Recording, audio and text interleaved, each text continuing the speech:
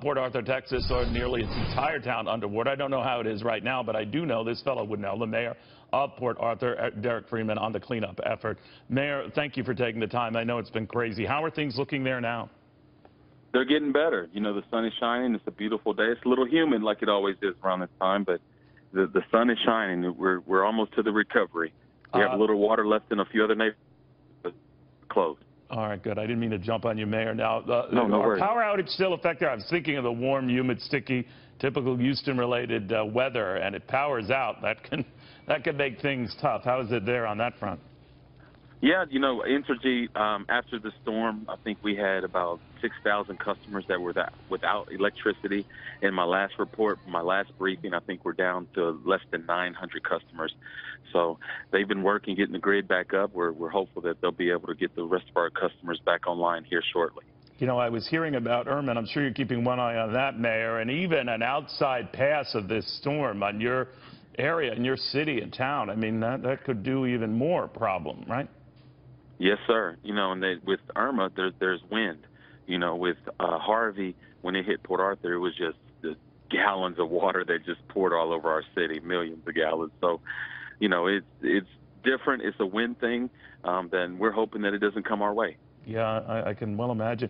You know, Mayor, also we're told that some port activity is back up. Some refineries are back up. I don't have the exact number. I do know that 330,000 more barrels of oil a day that had been stopped is now back up.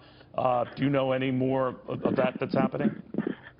Yeah, you know, everyone pretty much scaled back operations in anticipation for the hurricane.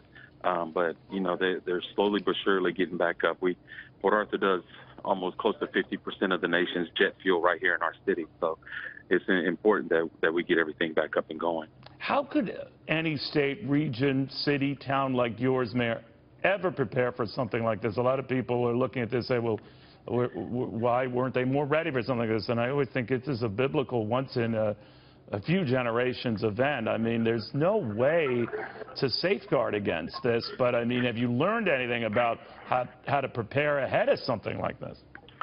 Yeah, you know, definitely we're always looking to improve, especially when it comes to public safety.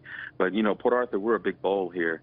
A lot of times we're worried about storm surge, but so it creates a wall that we're protected. But it also is a double-edged sword because it keeps all the water in case you get, you know, 30 inches of rain. It keeps it within that bowl too. So we didn't have any man-made pump that could actually pump the water out of this bowl. Our systems did their best, but, you know, again, it just couldn't do it with all those inches of water. So yes, sir, there's some things. We lost our whole entire fleet. I mean, commercial garbage trucks, residential garbage trucks.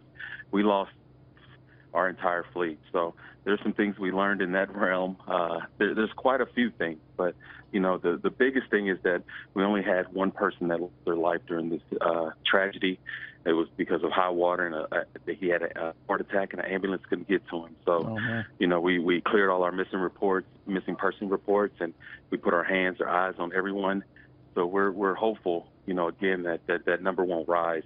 And just to make sure we're going by every other's home in Port Arthur, we've already knocked 2 times on everyone's door.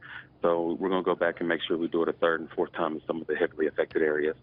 Any advice, Mayor, for your Florida counterparts bracing for a storm in terms of either voluntary evacuations or to get out of harm's way or what?